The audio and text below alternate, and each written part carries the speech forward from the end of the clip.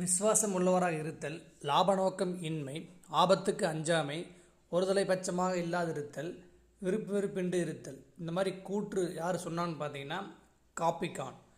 இவர் வந்து அவுரங்கசீப்போட அவைக்கல வரலாற்று அறிஞர் இருந்திருக்காரு. இது எப்படி ஷார்ட்கட் வச்சுக்கலான்னு பார்த்தீங்கன்னா, இப்போ இந்த மாதிரி விசுவாசம் உள்ளவராக இருந்தால் அல்லது லாப நோக்கம் இல்லாமல் இருந்தால் இந்த மாதிரி பர்சன்ஸுக்கு வந்து காப்பி கொடுங்க. அப்படி காப்பி குடித்தா அவங்க வந்து சிப்பாக குடிப்பாங்க. அப்படி மைண்டில் வச்சுக்கோங்க. இப்போ அவுரங்கசீப்போட அவைக்கல புலவர் பேர் பார்த்தீங்கன்னா காப்பிகான். இந்த கூற்று சொன்னது அவர் தான். அடுத்தது 13ஆம் நூற்றாண்டில் பனையோலைகளும் காகிதம் பயன்பாட்டுக்கு வந்திருக்கு. அப்போ என்ன காரணம்னு பார்த்தீங்கன்னா, இஸ்லாமிய பாரசீகத்தோட நடைமுறை காரணமாக செப்பு பட்டயங்களோட விலை அதிகமாகிடுச்சு. அப்போ அந்த செப்பு பட்டயங்களோட விலை அதிகமானங்காட்டி தான் பனையோலைகளும் காகிதம் பயன்பாட்டுக்கு வந்திருக்கு அப்படிங்கிறாங்க. அடுத்தது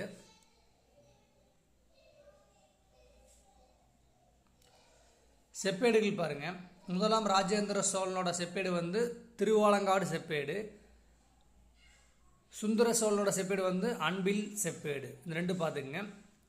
முதலாம் ராஜேந்திர சோழனோட செப்பேடு பார்த்திங்கன்னா திருவாலங்காடு. அடுத்து அன்பில் செப்பேடு யாருன்னு பார்த்தீங்கன்னா சுந்தர சோழன். நெக்ஸ்ட்டு வந்து சோழரசில் வந்து தானமாக வழங்கப்பட்ட நிலக்கொடைகள் பாருங்கள். வேளாண் வகை பார்த்திங்கன்னா பிராமணர் அல்லாத உடைமையாளருக்கு சொந்தமான நிலம். பிரம்மதேயம் பாருங்கள், பிராமணருக்கு கொடையாக வழங்கப்பட்ட நிலங்கள். சாலபோகம் கல்வி நிலையங்களை பராமரிப்பதற்காக வழங்கப்பட்ட நிலங்கள். தேவதானம் கோவில்களுக்கு கொடையாக வழங்கப்பட்ட நிலங்கள்.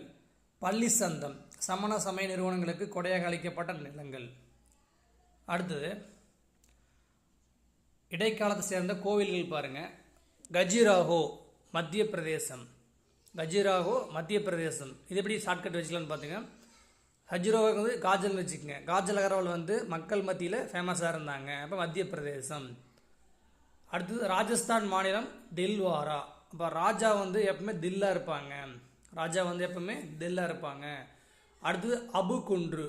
அபுகுன்று வந்து அது தில்வாரா தான். கொனார்க் வந்து ஒடிசா. கொனார்க் வந்து ஒடிசா. நெக்ஸ்ட்டு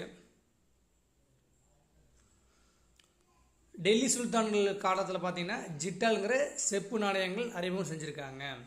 அதே மாதிரி டங்காங்கிறது வந்து இல்துமிஸ் காலத்தில் வந்து அறிமுகம் செய்யப்பட்ட வெள்ளி நாணயம். அது ரெண்டு பார்த்துங்க. ஒரு ஜிட்டலுங்கிறது வந்து 3.6 வெள்ளி குன்றிமணிகளை கொண்டது. நெக்ஸ்ட்டு ராஜபுத்திர அரசர்களின் மன துணிச்சலை படம் பிடித்து காட்டுவது எந்த இலக்கியம்னு பார்த்தீங்கன்னா சந்த் பார்தியின் பிருத்திவிராஜ ராசோ.